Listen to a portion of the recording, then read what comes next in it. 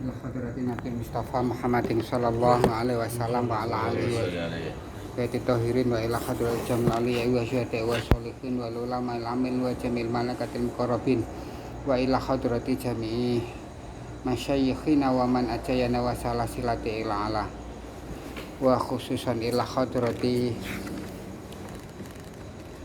mu'alif Sulamut Taufik Al-Alama Syekh Abdullah bin Husain Ibnu Tahir bin Muhammad bin Hasim Pa'alawi Al-Fatihah. A'udzu billahi minasyaitonir rajim. Bismillahirrahmanirrahim. Alhamdulillahi rabbil alamin arrahmanir rahim maliki yaumiddin. Iyyaka na'budu wa iyyaka nasta'in. Ihdinas siratal mustaqim.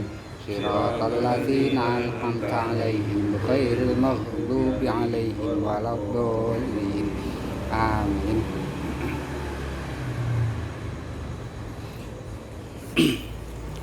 Bismillahirrahmanirrahim.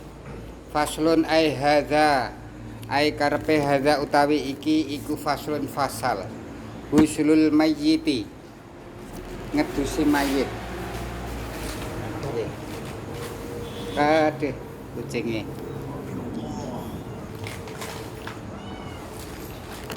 Ghuslul mayyiti ngedusi mayit wa takfinuhu lan mengkafani mayit wa sholatu alaihi dan mensolati terhadap mayit wa tafnuhu lan mengkembumikan ngubur utawa mendem iku fardul kifayati fardu kifayah. Fardu kifayah itu adalah fardu kolektif. Jadi ketika salah satu ada yang kemudian sudah menjalankannya, maka gugurlah kewajiban itu. Ini agak longgar, longgar sini longgar. Iya, awan voice.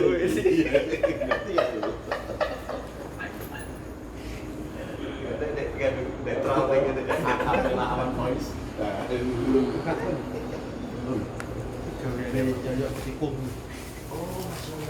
Kan betul pinggir jalan. Alawan tuh.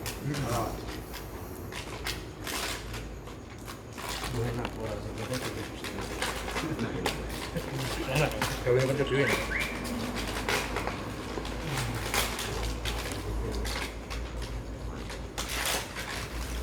Fardul kifayati iku fardu kifayah idza kana musliman. Idza kana nalikane ana sapa mayit iku musliman seorang muslim. Wulida dilahirkan hayan dalam keadaan hidup. Jadi gini, kalau selama dia itu lahir ada tanda-tanda kehidupan, maka kewajiban kita sebagai muslim, hakul muslim ala muslim di sini adalah yang pertama adalah memandikan, yang kedua adalah mengkafani, yang ketiga mensolati, dan yang keempat adalah mengebumikan atau mengubur. Tapi kalau dia bukan seorang muslim, maka apabila dia bukan seorang muslim, maka ada semuanya boleh dilakukan kecuali mensolati. Hanya mensolati tok yang tidak boleh. Satu, memandikan, mengkafani, mensolati dan mengkubur. Semuanya boleh dilakukan kalau bukan seorang muslim, kecuali satu, mensolati. Hanya saja kebolehan itu tidak diartikan sebagai suatu kewajiban kalau dia bukan seorang muslim. Tapi kalau seorang muslim, maka haknya seorang muslim dia wajib untuk empat tersebut. Berarti sah kalau dimandikan non muslim juga bisa.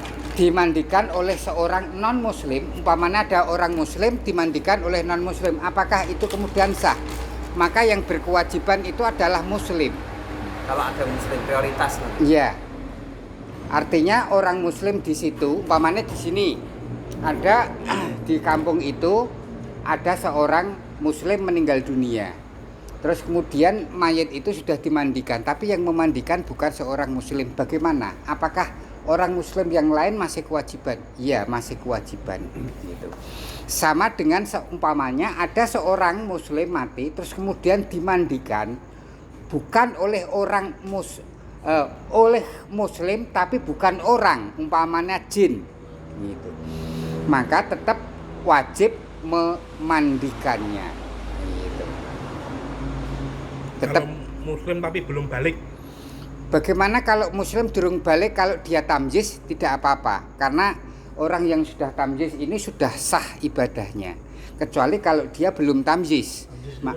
Tamyiz itu adalah orang anak yang menginjak dewasa yang mampu membedakan antara baik dan benar, antara bahaya dan tidak. Kalau anak kecil kan belum bisa. Nah, wis jalan.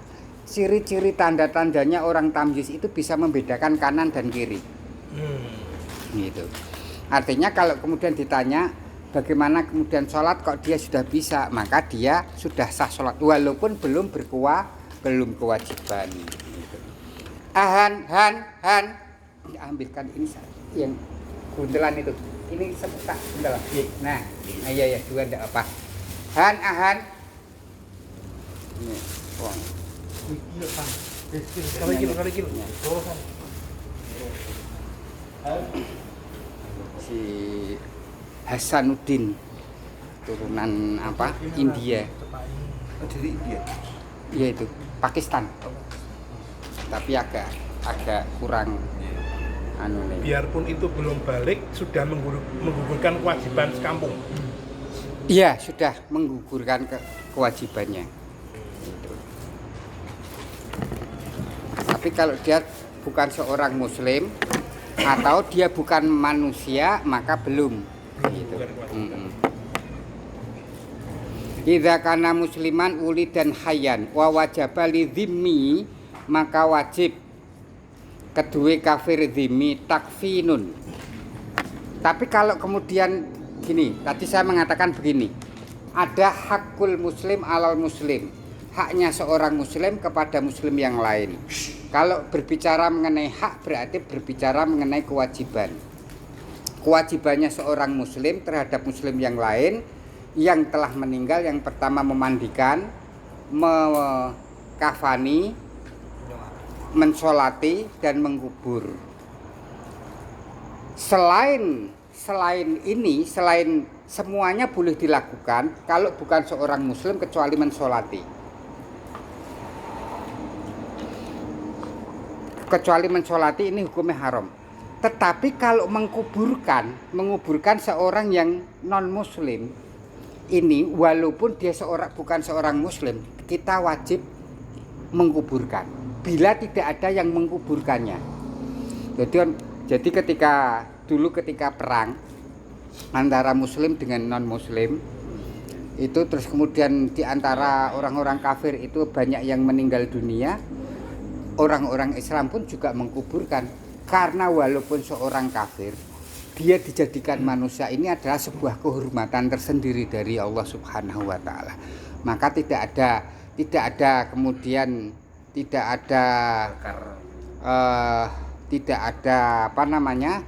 ada alasan bagi kita untuk menghinakan walaupun dia sebagai seorang kafir ketika sudah mati. Di antaranya yaitu adalah apa? Mengkuburkan. Jangan sampai kemudian bangkainya, mayatnya itu kemudian dicacah-cacah sama binatang dan lain sebagainya. Terutama kalau di gurun pasir atau di dekat hutan, karena harus dikuburkan. Persoalannya kan begini. Satu sisi dalam agama seorang muslim berkewajiban untuk mengubur kalau ini adalah seorang kafir zimmi. Satu sisi di dalam agamanya dia mungkin ini ada kepercayaan untuk dibakar, dikremasi dan lain sebagainya. Nah, satu sisi ini kita harus kemudian karena satu-satunya penghormatan terhadap orang yang mati itu ya dengan dikuburkan, bukan kok kemudian dibakar gitu.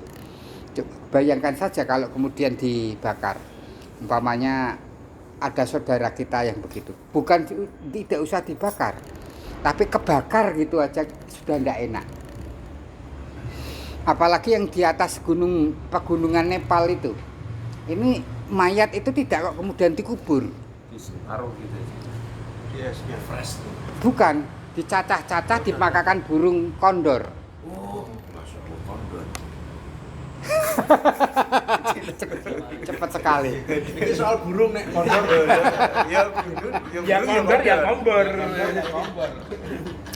Di Nepal itu ada satu kampung tertentu karena sangat tingginya dan sangat dinginnya, sehingga kalau dikubur itu walaupun sekian tahun dia tidak membusuk gitu.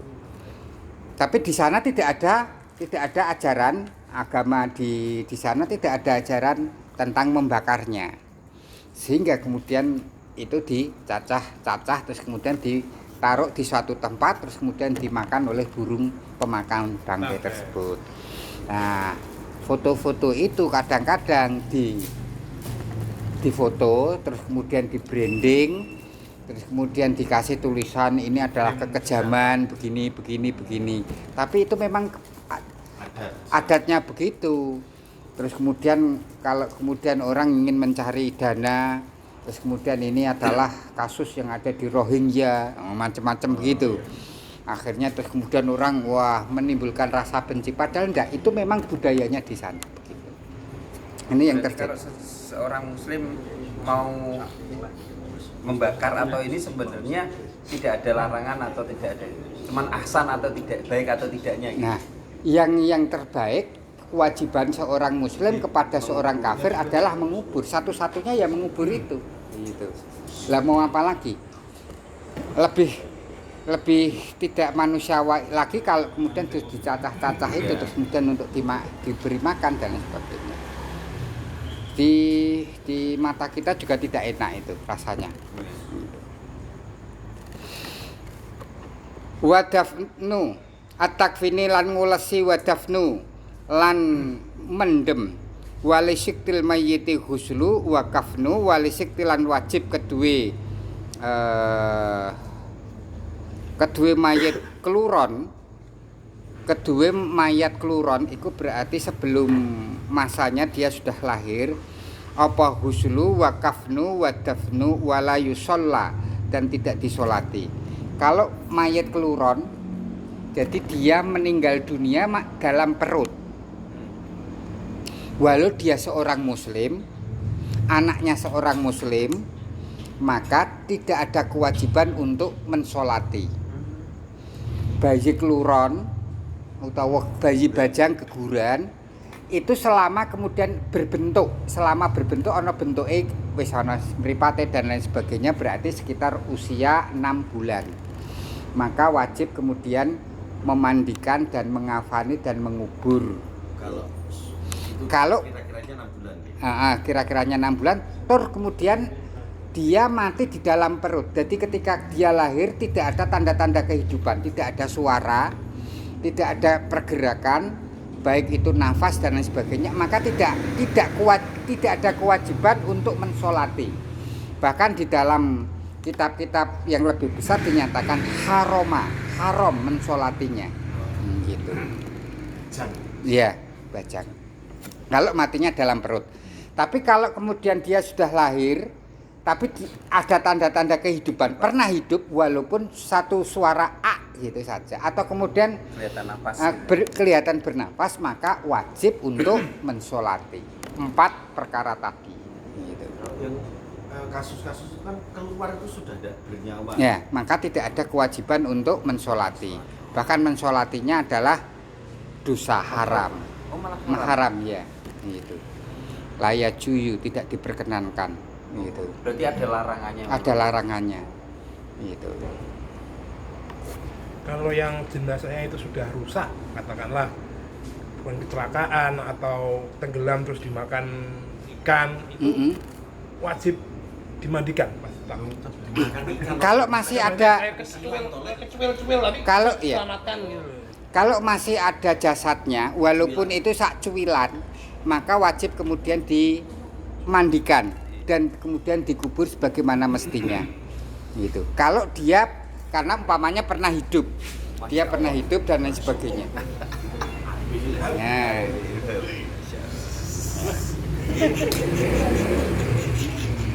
CM bojone. CM orang kan Zulfikar.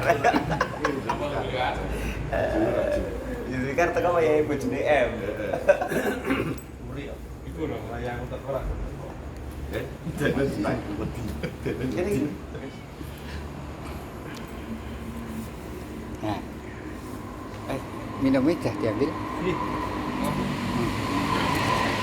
Nah ini nanti sedikit aja ya, habis ini nanti terus makan-makan.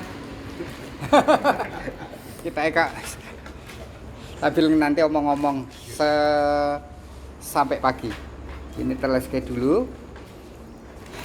Wali siktil mayiti dan kedua mayit yang keguguran, artinya dia sudah kemudian belum ada tanda-tanda kehidupan. Al-ghuslu wa kafnu wa dafnu, yaitu memandikan, mengkafani dan membumikan.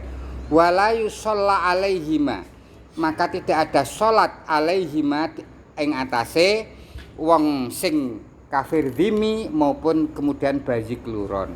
Waman mata fi qitalil kufari, waman lan utawi sopone wong mata mati fi qitalil kufari di dalam peperangan melawan orang-orang kafir bisa babihi, dengan sebab tersebut kufina mongko den ulesi bisiabihi dengan pakaiannya.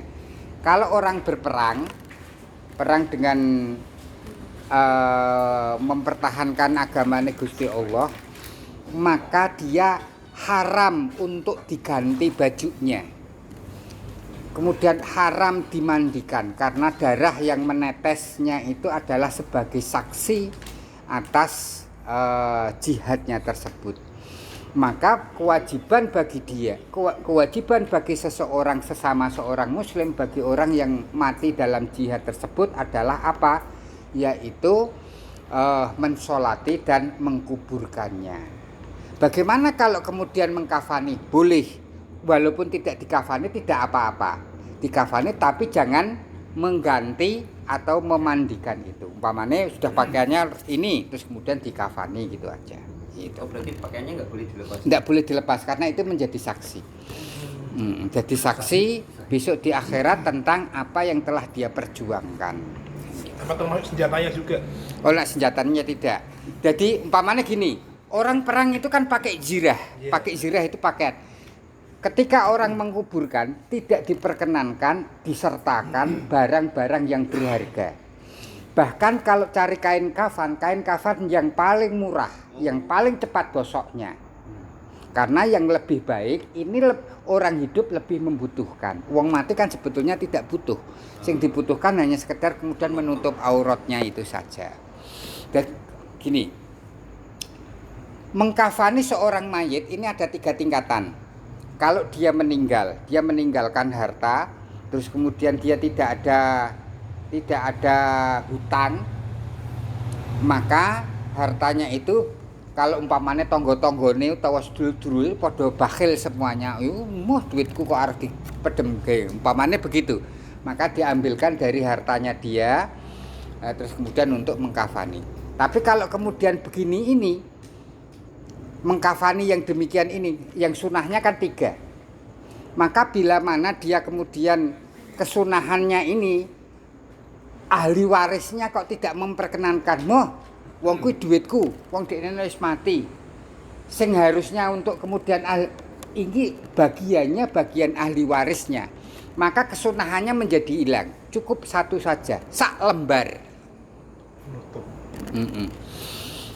Bila mana dia punya hutang, sing ngutangi kuwi ora trima, wong diutang wis ora usah dikafan-kafani, glundungke.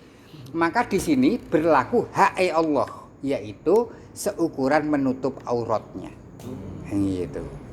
Berarti cerita tentang kafan bekas nih, mending ngangge kafan bekas nih. Iya.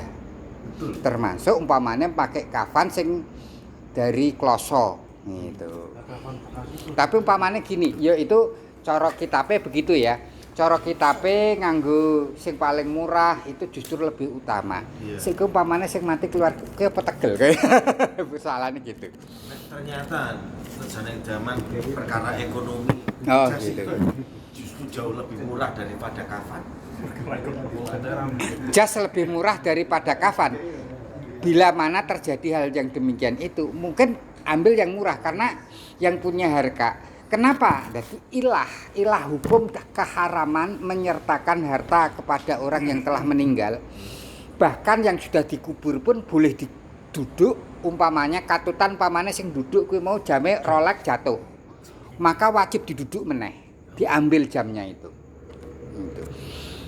Karena apa?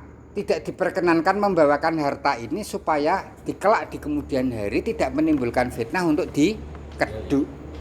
Begitu. Sehingga digoleke sing paling murah. Tetapi biasanya malah justru nak wis akhir hayat di akhirnya itu malah diapik-apik, pakaiane sing apik. Pas zaman urip. Kafane golek gambar jas. Kalau yang ikhram itu juga dipakaikan itu. Nah, gini, ikhram itu kan yang bagus-bagus. Kita akan pergi haji dan umroh, itu biasanya ikhramnya agak tebel dan kemudian yang mahal. Nah, ini kalau kita mau umroh haji, sampean golek tuku kain kafan, nanti gawe rangkepan ikhram. Kain kafan ini yang untuk ikhram itu toh, kalau besok kita mati, itu yang jadi kafan kita. Luar biasa nih. Malaikat. Nek dereng ilang. Nak dereng ilang, iya disimpen. Oh, nek mboten dimakan ayam. Kowe iki akeh layere akeh ya. Itulah. Iki Photoshop layarnya. Kan dibuka bolong. Pikir jika iki lho. Jikane akeh iki lho. Kamu mah mbok sumbangke. Jadi Malah prioritas kalau itu ada kafan, malah kafannya aja yang dipakai. Gini, sebetulnya tidak ada di dalam syariat atau hadis atau apapun Iya. berkenaan dengan mengkafani dari kain yang dulu pernah dijadikan ikhram. Iya. Tetapi gini, ada beberapa hadis-hadis yang dhaif. Sekali lagi dhaif. Walaupun dhaif ini adalah hadis yang tidak kuat, selama ini tidak berkenaan dengan halal dan haram, boleh kemudian diamalkan. Di antaranya yaitu adalah menulisi kain kafal dengan surat Ar-Ra'du, menulisi kain kafal dengan kemudian jausan kabir, dan ya itu karena di sana untuk nggawe malaikat itu sungkan terhadap kita.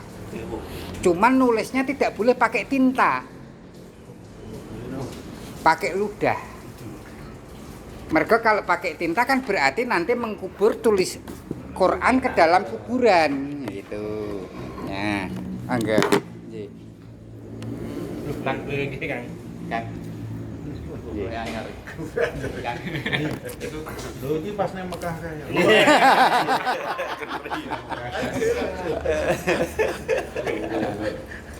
Makasih li alias kauman. Makasih, Lek. Leleh. Kok leleh haji. Nah, di antaranya yaitu adalah kain yang dicuci dengan air zam-zam, kain yang kemudian pernah untuk kemudian umroh untuk ikhram, ini yang besok akan menjadi saksi kita atas apa yang kita lakukan. Oleh karena itu biasanya yang itu telah menyimpannya, tapi tidak kain ikhramnya itu sendiri, karena kain ikhram itu kan mahal. Jadi dia membeli di pasar, terus kemudian dia pakai kain itu sendiri, kain kain yang katun itu, terus kemudian untuk ikhraman, terus kemudian baru ikhram yang biasanya paket-paket itu, atau ikhram yang beli sendiri yang harganya mahal sampai 200.000 atau kemudian 500.000 itu. Kalau kain untuk ikhram yang beli di pasar itu kan paling harganya berapa? Tidak nyampe kemudian 50.000 sudah bisa. Tapi umpamanya jamaah umroh, jamaah haji yang dari Pakistan maupun dari Turki itu cukup dengan kain lembaran yang biasa kita pakai di sini untuk mengkafani jenayah, dan kemudian tidak sama kemudian dipotong dan ini paling jerambil apa jenengane Jerawat-jerawat. benangnya itu. Ikhram yang paling bagus itu ya ikhramnya wong Indonesia kok remangsaku. Ada jerawat-jerawatnya. Iya karena memang tidak dijahit. Di tali ya. Memang di model. Nah di gini diketak gitu aja. Sesuai kalau kemudian benangnya ketarik kan terus jadi jerawat-jerawat kan Iya. gitu. Nah itu biar ini kalau ikhram-ikhramnya orang-orang sana begitu gitu. Tapi orang Indonesia ikhramnya malah yang istimewa gitu. Karena Nonton rumbai-rumbai. nah, ada rumbai-rumbainya. Nah, ya betul yang pernah ke sana kan begitu. Kalau pakai sabuk, ternyata di sabuk ada jahitannya juga nggak boleh. Kalau jahitannya itu bukan jahitan sambungan tidak apa-apa. Sambungan nah ini kan sambungan. Oh. Gitu. Ini sambungan. Biasanya jahitan Nah. dompet-dompet atau Nanti apa. kalau kemudian supaya dia tidak kemudian rendet itu terus kemudian ditekuk dijahit ini kan tidak nyambung tidak apa-apa dan sabuknya itu sendiri kan biasanya tidak dijahit tapi diceplek Ceplek. gitu. Paku itu. Ya paku sabuk itu biasanya begitu. Bedam. Bedam. Pekong ya, spesialis dalam. Iku mau ini kapan diposin dong surat apa nih? Surat Ar-Ra'd tuh. Arok. Surat Ar-Ra'd tuh. Anggo ludah lo ya. Suratnya nulisnya pakai surat Bali melet terus ya. Bali umroh melet. Orang terus. ini dipakai ludah terus kemudian ditulis kan kemudian setelah kemudian dia kering kalau kering dia hilang. Nah selama kemudian dia tidak terbaca ini tidak bisa disebut sebagai mushaf tapi kalau ditulis pakai tinta atau pakai apa ini kan bisa terbaca maka ini dia anggap sebagai mushaf hukumnya sama dengan Quran. Maka kalau kemudian dimasukkan ke dalam liang kubur di sana kemudian bercampur dengan darah, bercampur dengan macam-macam. Ini malah kemudian kita terkena kaidah fikih bahwa tarkut taat fasik wa tarkul hurmat kufur. Meninggalkan ketaatan itu hanya fasik. Tetapi meninggalkan penghormatan itu adalah kekufuran. Gimana? Salat kita meninggalkan sholat tahu kalau itu adalah wajib tapi kita meninggalkan kita tidak menjadi kafir karena meninggalkan sholat tapi hanya fasik tetapi kita tahu bahwa ini Quran dengan sengaja kita buat nenggone comberan atau kemudian dijamban itu kan meninggalkan penghormatan terhadap Quran ini tidak fasik tapi kufur berarti lebih berat meninggalkan penghormatan daripada meninggalkan ketaatan.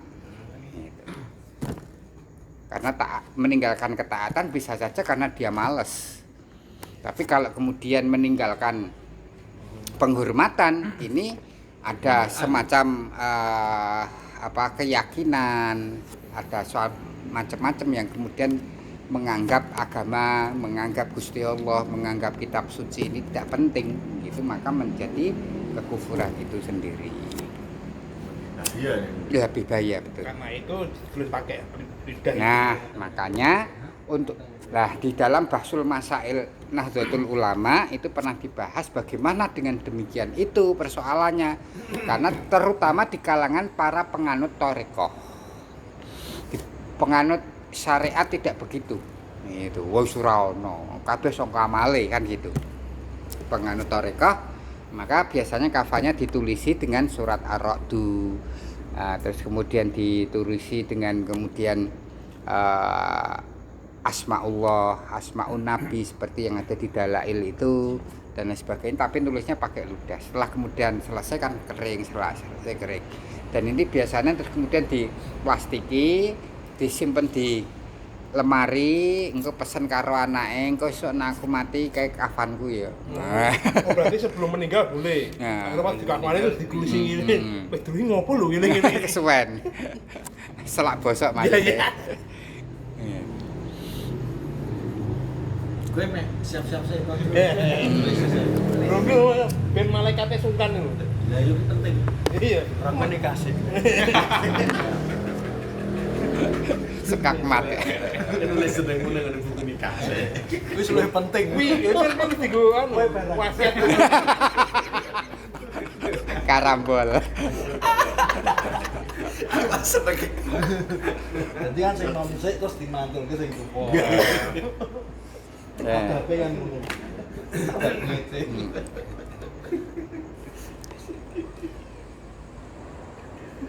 Air bisa atau udah? Bisa air, bisa biasanya pakai minyak. Tapi minyak ini malah ngeplek. Kuning. Minyak goreng gue. Itu nganggo Sania lho. Saya geplek.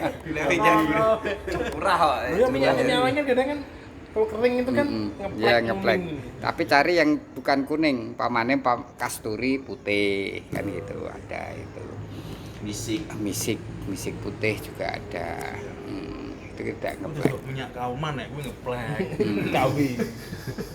Dulu malah niku malah kula samare nek malaikate sungkan kali jenazahnya malah diumbarno malah niku. Ya, timbal. Malah diumbarno ngantos kiamat, kanca-kancane wong surga rokok dene terus sing Ya. Pecewo malah diumbarno ora malaikate. Rasa dibangkit. Rasa dibangkit pakai wo. Saking pakai wo. Ini pakai wi. Men juga ya ora wani. Wis dibagi nek surga pon rono dengan jedure. Dewean kubur. Masalah isi dipesen iki lali. Bisa. Wis kadung mati kae lho. Sing kae lho. Ora iso ngomong. Nah, kalau tidak begitu begini, sudah kafan yang ada tulisannya itu biasanya yang untuk kemudian apa namanya? Untuk kain umroh itu, kain ihram itu setelah dikafani, ini kan ditaleni. Terus kemudian ketika dimasukkan ke dalam liang kubur, setelah talinya dilepas, ini cuma ditelangkupkan begitu saja. Tidak kok kemudian digulung. Gitu. Oh, dikumpulkan. Iya, gitu. Itu kalau kain ihramnya, kain ihram yang bagus-bagus. Oh ya, berarti bukan digulungkan seperti kain kafan. Iya, bukan. Kasih di depannya. Dikemulke. Gitu. Gitu saja.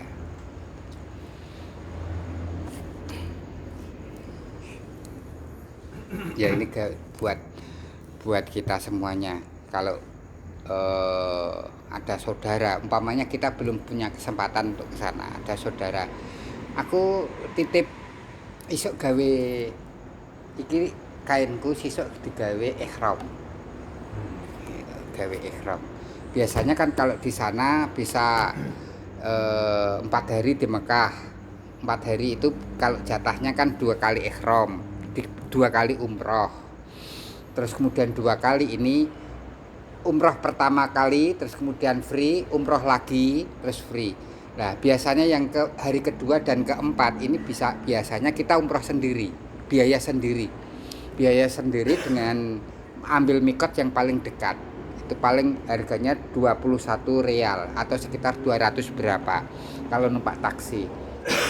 Lah, ini bisa kemudian untuk bertiga atau kemudian berempat. Taksinya yang belakang diisi 3, terus kemudian depan itu supir sama 1. Lah ini di patungan paling nanti habisnya sekitar berapa begitu. Terus kemudian ini biasanya setiap umroh maka ganti ihram. Setiap umroh ganti ihram. Berarti kalau kemudian sehari bisa umroh 1 kali, dia punya cadangan ihram 4. Tapi kalau 1 hari bisa kemudian umroh 2 kali, berarti dia ini cuman kalau sudah tua kemungkinan besar wis rada abot. Tapi kalau masih muda gitu ya Umroh 2 kali itu berarti tawafnya sekawan kelas. Nah, umroh 2 kali begini. 1 niat umroh. Biasanya kan ambil dari Bir Ali mikotnya. Terus kemudian masuk ke Masjidil Haram di Mekah biasanya terus menaruh barang-barang di hotel. Tapi masih pakai ihram. Habis itu tawaf 7 kali. Terus kemudian sa'i. Setelah sa'i tahallul selesai. mau ikhram lagi, mau umroh lagi bisa. Kembali lagi mencari mikot lagi, keluar dari kota Haramain. Iya, mikot lagi, masuk lagi. Umroh itu kan bisa dijalankan hanya waktu 2 jam tok. Nah, awake sehat. Gitu. Ora umpel-umpelan. Kalau umpel-umpelan ya agak lama gitu. Jadi dari mulai mikot, terus kemudian tawaf, sa'i, tahallul selesai. Itu 2 jam bisa selesai. Gitu. Apalagi kalau ahli olahraga ini sangat-sangat enteng sekali. Tapi buatan mesin nih. Wah, Kan pernah cerita tentang gitu. Oh iya betul sekali. Betul sekali ya. Ibu saya itu sudah berkali-kali sampai menghitung lawangnya Masjid Madinah. Wah, pokoknya aku wis bolak-balik rene. Delalah iku. Saking ngerasa dia sudah terbiasa di sana, akhirnya lali. Iki aku ning nggo ndi ya? Masjid iki tapi aku ning nggon sebelah kiwa apa tengen apa ngarep ngono. Kembar kabeh lawange. Padahal udah dihitung dulu. Wis dihitung dulu. Ya di sana itu memang begitu, tidak boleh sombong macam-macam. Wah, Pintunya ada tulisannya nggak ya? ada nomornya, ada angkanya gitu. Nah, karena memang dilekke Gusti Allah, ya begitu itu Cuman akhirnya. angkanya tulisan Arab. Iya, Romawi. Angkon itu penting buat direne bocah. Iya. Salah. Nah, aku biasa tak foto. Kayak wong parkir, mau parkir ning ndi ya. Mau mlebu ning kene. Termasuk nanti kalau naruh sandal masuk di masjid kan sandal dibawa. Dan kalau sholat sandalnya tidak dibawa, tapi diletakkan. Itu ada tempat-tempat sandal itu. Tempat sandal itu juga ada nomornya. Nah nanti di foto jebret. Nomornya Arab juga. Nomornya Arab. Oh, nomor Jawa bingung. Tapi biasanya ada 2 nomor Arab sama nomor angka itu ya. Itu. Latin. Enggak. Tapi ternyata di sana itu banyak kan. Di Madinah itu pengalaman saya itu ternyata banyak penipu. Oh iya.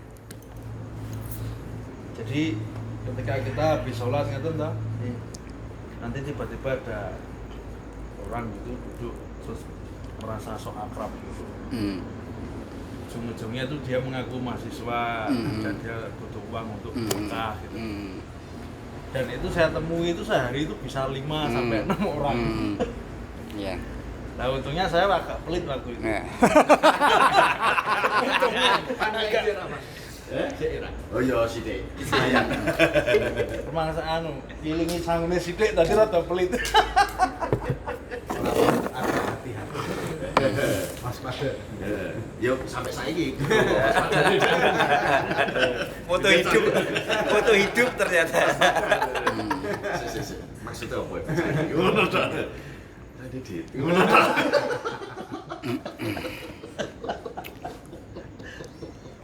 Ya memang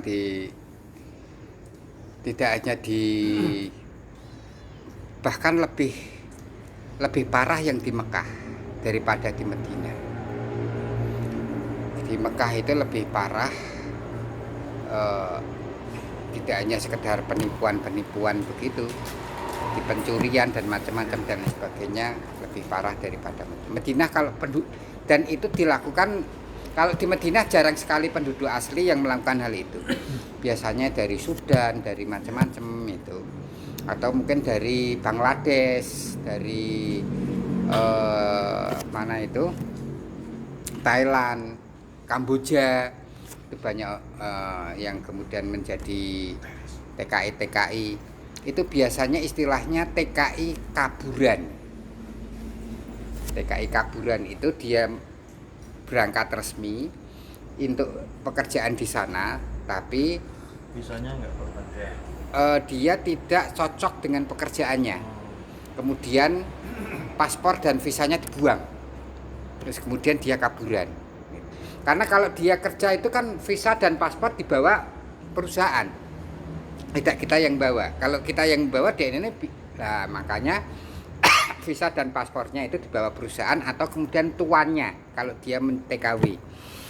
Nah, supaya dia bisa kan ya harus kaburan. Lah kaburan ini biasanya kerjanya sembarangan gitu. Kalau di Jeddah itu di Masjid Apung ada yang jualan lontong, jualan dan bakso, macam-macam orang-orang Madura itu di sana banyak sekali. Nah, itu kaburan-kaburan ini kalau nanti kehabisan ya begitu itu. Yang terjadi begitu. Jadi tidak usah aneh, podo di Indonesia. Gitu. Bahkan kemudian yang di sana itu ada namanya Jabal Khuruj. Jabal Khuruj itu gini. Bulan puasa Ramadan dia berangkat umroh. Setelah berangkat umroh, dia tidak visanya sudah habis. Visa umroh itu kan hanya sekitar 15 hari atau berapa tuh, 21 hari. Dia tidak kemudian pulang. Dia bersembunyi di Jabal Khuruj. Jabal Khuruj itu isinya maling, copet, PK apa ya? Penjahat kelamin. Itu semuanya banyak ada. Lah sembunyinya di sana. Dan nanti kalau sudah mulai Dzulhijjah, sudah masuk bulan Dzulhijjah, dia baru kemudian masuk di kota haram, tapi tidak melalui pintu gerbang, tapi melalui gunung. Gitu. Melalui gunung supaya dia bisa masuk ikut bisa haji. Haji itu kan sebetulnya di Mekah toh. Gitu. Karena bisa ini biasanya yang terjadi di cara-caranya dia di Jabal Khuruj itu. Tempat persembunyian para kaburan-kaburan dan sebagainya. Bajak laut. Ya tapi kalau di sana kalau kecekel, kalau itu orang Indonesia kecekel polisi imigran itu masih ada dihormati.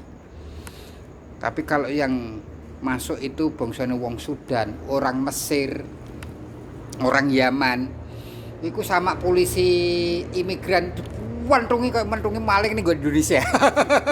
Wah cerot.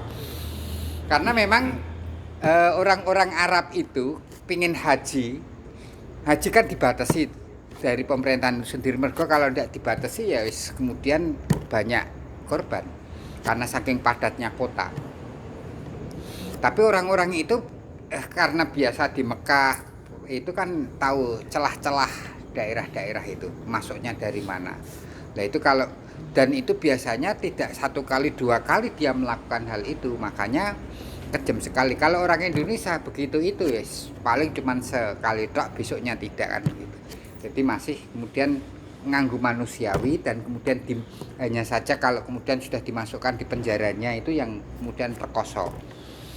Penjaranya di bawah tanah, dinginnya ndak karuan, sampai kemudian di bawah 5 derajat Celcius. Dingin sekali. Jadi di sana itu duit berapapun tidak ada artinya. Yang berarti itu adalah botol aqua sama kardus untuk lemek turu di dalam penjaranya. Tapi kalau sudah kemudian masa penjaranya selesai dideportasi, itu sing enak.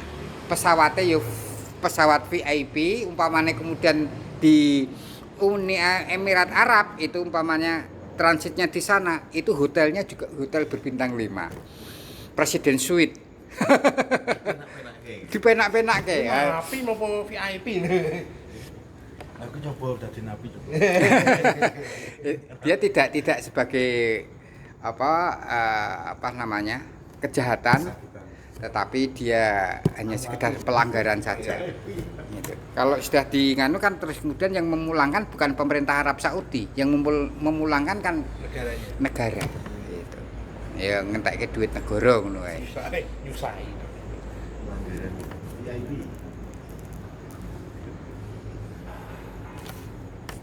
Nah.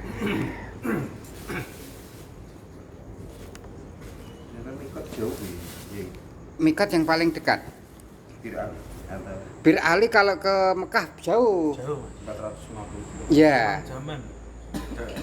Karena itu pertengahan antara Madinah dan Mekah. Mekah Madinah, Madinah Mekah itu kalau perjalanan sekitar 8-9 jam. Semarang Jakarta ya. deket nih. Dalam Orang Jakarta 5 jam. Tol. Demi kono ki ya tol. Tol 8 jam. ada yang lebih 8 jam dekat ki lagi ada masjid Semarang masjid apa itu? Banyuwangi. Dina ning gone Berali. Berarti ya maksud sekitar mikot jam. itu perbatasan kota. Gini, Mekah iku sing haji dan umroh itu kan dimulai dari luar kota Haromen. Apa itu Haromen? Haromen itu 2 kota, 2 desa yang seseorang diharamkan untuk membunuh, untuk mencabut tumbuh-tumbuhan, itu maksudnya Haromen. Untuk berperang, secara agama begitu, kenyataannya ya gawe perang juga gitu. Lah, setelah keluar ini baru kemudian kita berniat untuk umroh di luar kota Tanah Haram ini. Nah, di antaranya yang kemudian paling dekat yaitu adalah Masjid Hudaybiyah itu. Nah, di sini terus kemudian kita berniat di sana. Tapi sebelum pamannya kita di hotelnya di Kota Haram dekat Madinah. Kita sudah pakai ihram dulu. Tuk, baru niatnya di sini, terus kemudian mulai kita membaca nawaitu umrota sunatan lillahi ta'ala. Biasanya kan sudah umrah yang kedua atau yang keberapa, baru kemudian kita membaca talbiyah labaika Allahumma labaik gitu. Nah, talbiyah ini termasuk kemudian satu hal yang wajib, bukan rukun tapi wajib di dalam umroh maupun haji gitu. Talbiyah sepanjang perjalanan hingga sampai kemudian tawaf. Setelah masuk tawaf dan lain sebagainya selesai. Itu jenenge mikot. Mikot itu awal tempat di mana kita melakukan ibadah, itu namanya mikot. Ya, mikot itu ada mikot umroh dan ada mikotnya tawaf. Lah, mikotnya tawaf itu dimulai dari Hajar Aswad. Pojok. Ya, di pojoknya itu. Sikunya. Pokoknya Ka'bah ada di sebelah sisi kiri. Gitu.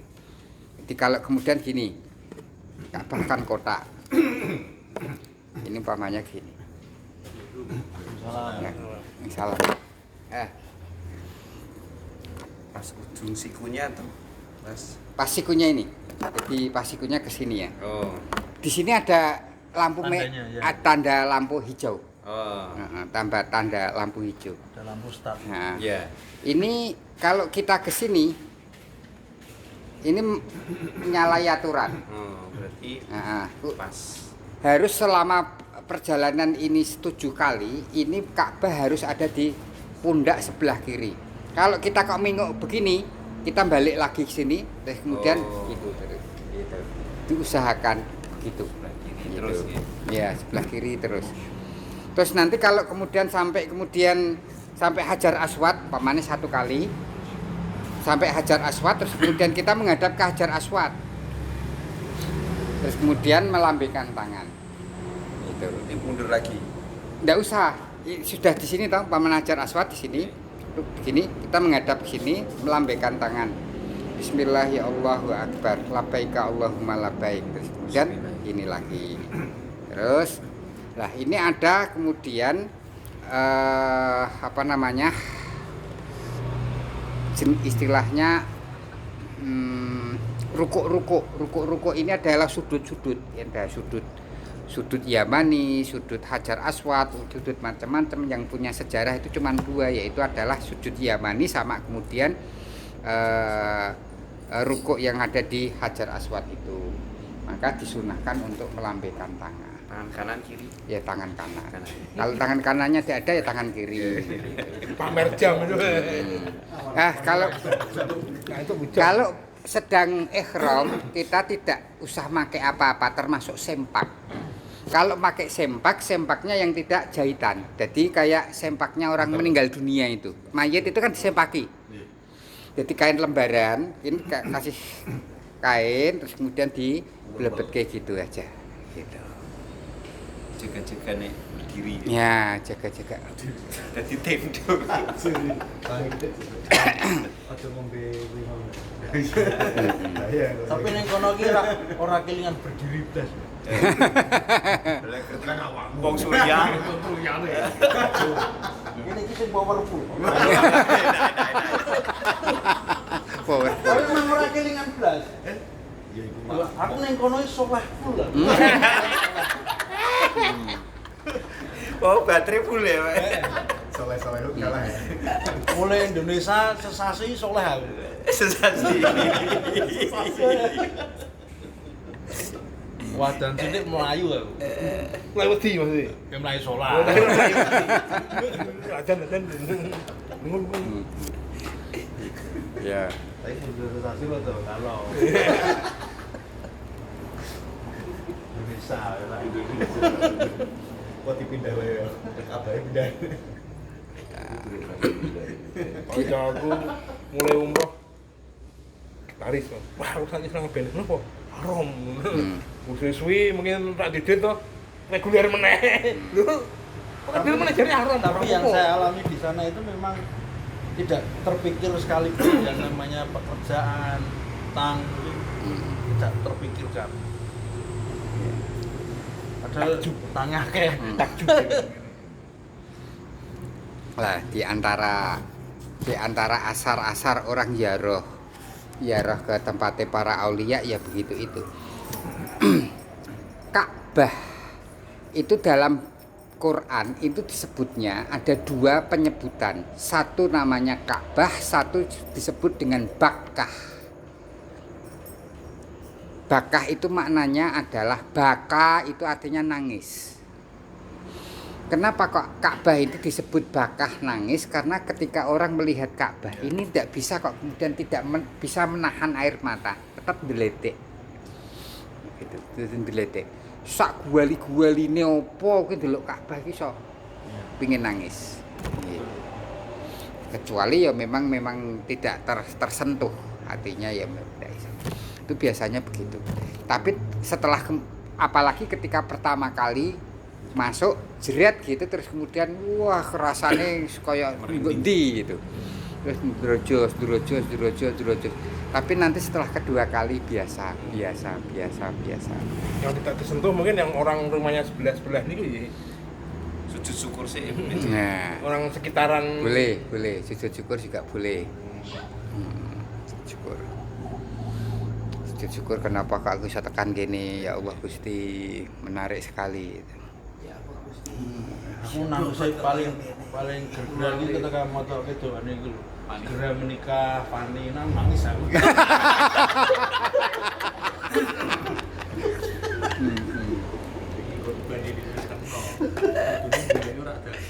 Ngono rak mandi. Fani waktu gerah menikah. apa tadi Berarti itu kok balene ini. Dia nangis gak situ dibocoke kan. Oh, gitu, Nangis nangis. iki. Ayo lah situ iki. Repot. Ya Allah Gusti. Ya Allah kacang. Mangan apa ya? terus ke bahasa apa enggak ono bunga liyane ra sing lenteng Ora kepikir aja HP ku tak ngaji itu. Sing ngaji Ya soalnya bahasa Indonesia, masalahnya. Boleh kudu baleni.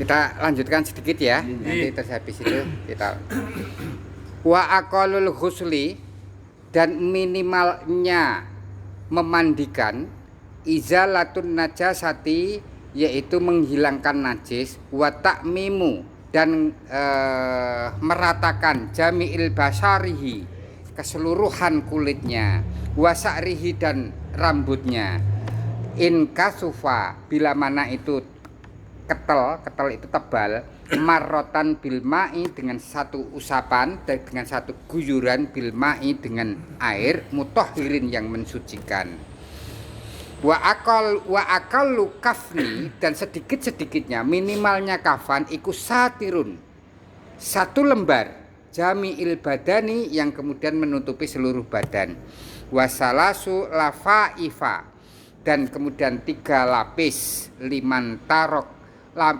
tarokatir katan ya idah. Jikalau dia meninggalkan harta tinggalan yang berlebih, berarti 3 kali lapisan ini tidak wajib, menjadi kesunahan.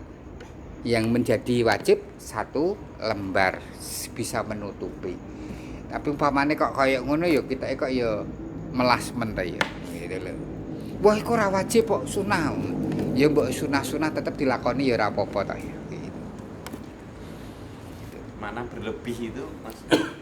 Jadi gini, orang meninggal, istilah harta yang seorang yang hidupnya kaya raya terus kemudian meninggal, ketika meninggal hartanya itu masih menjadi hak miliknya, umpamanya sertifikat mobil macam-macam, belum dihadiah-hadiah. Itu kan berarti jenengane tirkah. Tirkah itu barang tinggalan. Ini yang nanti akhirnya bisa diwaris, itu yang namanya tirkah. Jikalau kemudian dia meninggal mempunyai tirkah yang berlebih artinya tidak ada tuntutan dari orang yang hutang atau dari ahli warisnya, ini maka bisa kemudian dibuat untuk mengkafani lebih dari 1 lembar. Karena ada juga, karena yang namanya fikih itu kan membahas yang kadang-kadang mungkin secara akal itu mungkin, walaupun tidak pernah, faktanya tidak pernah terjadi. Umpamane seorang duwe ini iku mesti lek ngafani pakai 3 kali lapis yang laki-laki, yang perempuan 5 kali lapis gitu. Saora-ora duwene tanggane mesti ya duweke. Kalau di masyarakat sini ada yang namanya dana sosial itu untuk kemudian ngupokoro jenayah itu sampai kemudian duduke bayar tukang duduk dan lain sebagainya itu. Nah, walaupun umpamanya kok sampai ngrenes sampai kemudian melas ya 1 lembar. Kalau tidak ada kain bagaimana? Kemudian tidak pakai kain bagaimana? Boleh, yang penting dikafani. Yang penting auratnya tertutup. Pakai terpal boleh, pakai klosok gini boleh.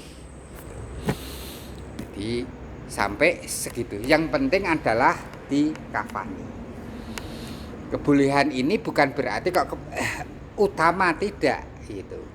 Tetapi hanya sekedar menggugurkan kewajiban sesama muslim yang muslim itu telah meninggal, itu saja. Tapi yang utamanya ya pakai kain yang katun yang dari kapas itu. Karena kenapa kok pakai katun? Karena itu lebih mudah untuk terurai daripada umpamanya pakai kain yang polyester, parasit dan sebagainya, kan sangat sulit untuk terurai gitu. Karena kain-kain yang bagus itu lebih dibutuhkan yang hidup daripada yang mati. Yang mati yang dibutuhkan apa?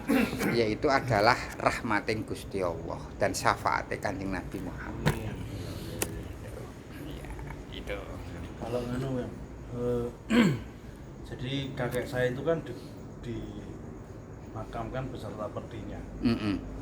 Karena waktu itu situasinya di tanah makam itu jadi dia dekat pabrik gula, dekat sungai gitu, kalau duduk selalu keluar air. Itu hukumnya gimana? Satu itu. Yang kedua kan mengenai kemarin banyak orang meninggal akibat COVID itu kan dimakamkan dengan plastik. Itu juga berpun. Ya, ini kalau di peti itu kalau kemudian pamannya gini, orang biasanya kan membuat kuburan kan ada yang gini. Ini kemudian mayatnya. Ada yang kemudian buat kuburan begini. Terus kemudian ini tengah ini dikasih kayu. Ini mayatnya. Kalau di petinya ini mayatnya di sing penting pipi kanan ini nemplek di lemah dan dihadapkan ke kiblat. Terus kemudian petinya dibalik. Petinya dibalik, ini tutupnya di atas ditaruh di sini. Ini kalau pakai peti, jadi tidak usah pakai long, karena ada yang pakai long. Gitu ya, pakai long. Itu kalau nah bagaimana kalau kemudian terjadi umpamanya airnya dudukannya ini selalu berair, maka kalau istilahnya pakai peraon, ini pakai peraon, ya pakai perahu, tapi di sininya juga dikasih tanah di dalamnya, ya di dalam perahunya itu, yang penting pipinya kena tanah, gitu. Ya. Kalau gelu fungsinya supaya dia tidak jatuh gini, tapi tetap menghadap kiblat. Ya. Karena yang disyaratkan orang ngubur itu tidak kok. Nah, orang kita kan ngujuri ngalor ngidul. Bukan ngalor ngidulnya sebetulnya, tetapi menghadap kiblatnya. Gitu. Jadi kalau bukan orang Indonesia bisa jadi ngujuri orang ngalor ngidul, tapi ngulon ngetan. Gitu. Wajahnya tetap ngadep kiblat. Berarti pipi kanan yang nempel di pipi kanan. Gitu. Nah kalau orang Syiah aneh lagi, tidak dikubur berbaring, tapi kemudian ngadeg. Tapi Syiah tertentu. Jadi jeru kayak sumur itu, terus kemudian mayatnya dilebokke, jadi ngadeg tetap ngadep kiblat gitu. kayak sholat. Ya kan. Malah ngirit. Lebih keren. Iya ngirit ruangan ya. Ngirit ruangan. Palu palu dulu palu. Malah sampai. Dalam. Palu gampang. Nah, juga ngane kan sakmene. Jadi hampir pas dengan mayatnya itu. Pas body. Nah, yang terkait itu kan yang Lah kalau COVID itu. bagaimana gini? Jadi semuanya setiap ada kewajiban itu pasti ada rukhsah, ada keringanan. Karena Allah itu tidak menghendaki kesulitan bagi hambanya, tetapi menghendaki kemudahan. Dan Allah tidak membebankan di luar kemampuan hambanya untuk kemudian menjalankannya. Jika mana di sana ada sesuatu yang membahayakan, maka dihilangkan. La yukallifullahu nafsan illa wus'aha. La yukallifu dibebankan. La yukalliful nafsan illa wus'aha illa ma kasabat wa alaihi maktasabat. Tidak membebankan apa yang kemudian dia tidak mampu. Dia akan hanya sekedar membebankan apa yang dia mampu. Bila mana sesuatu ini kok membahayakan, maka yang membahayakan ini dihilangkan. Contohnya begini. Asalnya haram menjadi halal. Celeng ki apa? Babi. Babi ini keharamannya bukan ta'akuli tapi ta'abudi. Jelas di ayatnya. Tetapi kalau kemudian kita tidak bisa makan kecuali makan celeng,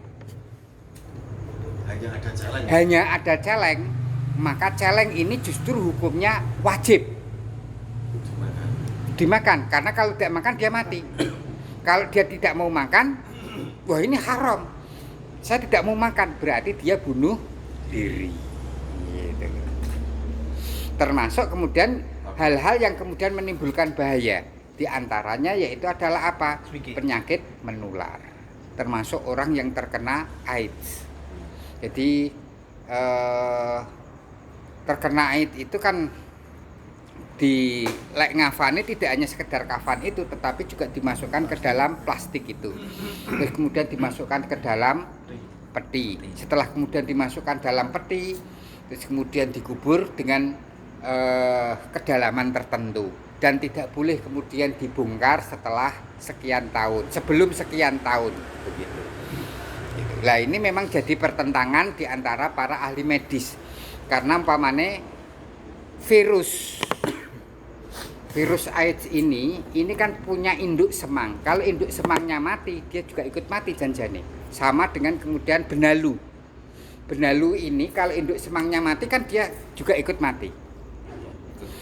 Virus juga begitu. Kalau induk semangnya mati, maka dia juga mati.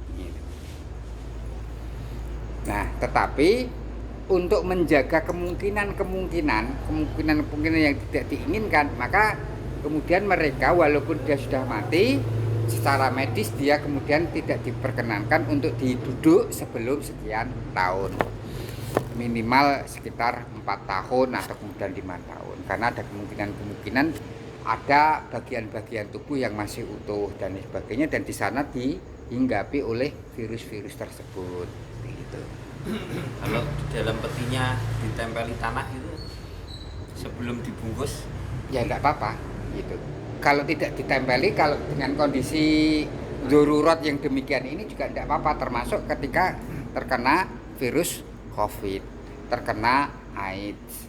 Di samping AIDS mungkin ada lagi virus-virus yang lain yang belum ada obatnya dan lain sebagainya. katanya kena pandemi itu syahid meninggalnya gitu. Syahid akhirat, bukan syahid. syahid dunia.